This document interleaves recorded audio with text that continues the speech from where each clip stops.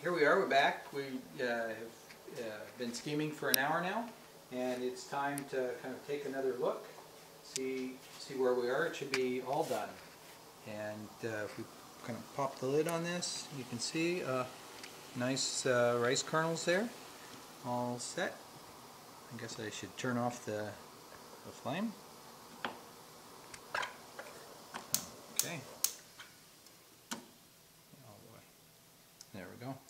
And now I'll just lift this whole thing out of here. See, we still have water. That's a good sign, since that's part of the goal. And we just pop the lid off here. All that steam comes pouring out, and we'll let that dry there. So the rice here, what we want to do is we'll take the water that we've got in the refrigerator that's spent the night there, and we will kind of pour it over this to help cool it down, and I'm going to let it go for a little bit here. And you can see that it kind of sticks to the cloth. That's okay, because it'll come off. We'll just kind of dig it up here a little bit. And take the cover off here.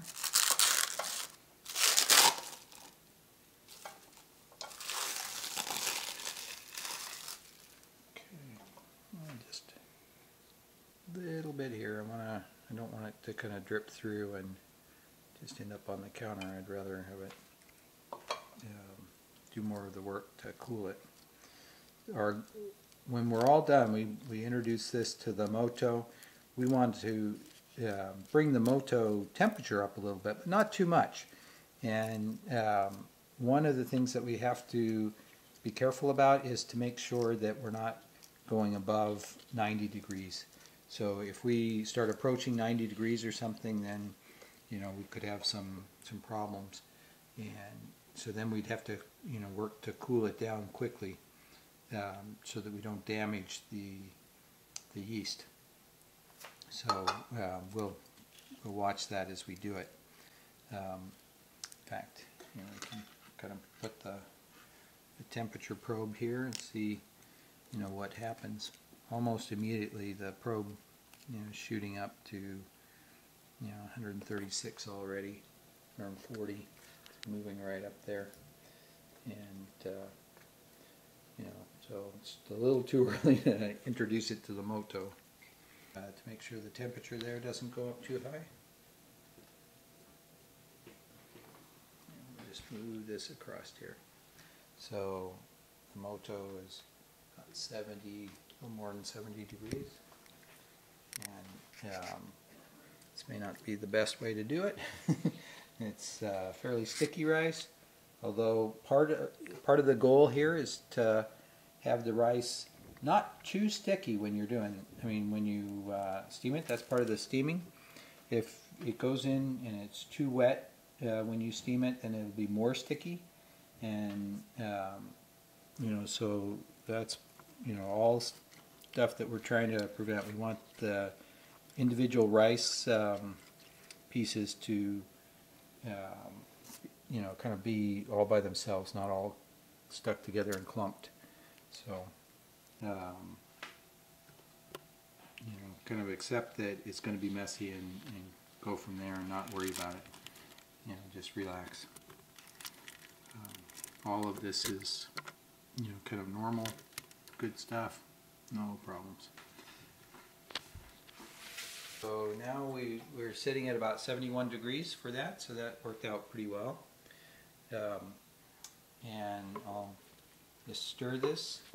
We're supposed to stir it for 5 minutes or so, right around there. We want to mix up the koji and the rice, get them all mixed together well, and get some air into it as well. So it's that's partly why there's a time here. It certainly doesn't take 5 minutes to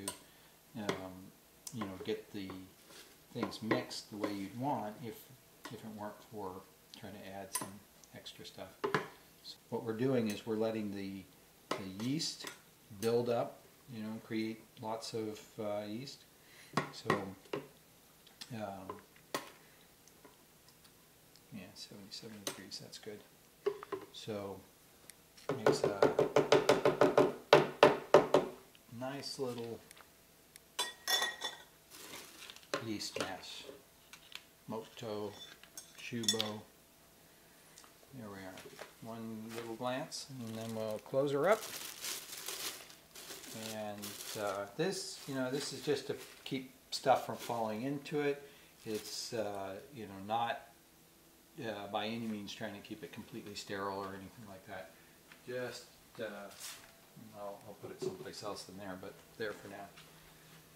Okay, so that's pretty much what you need to do for the moto, and then, you know, we'll spend several days stirring twice a day and getting ready.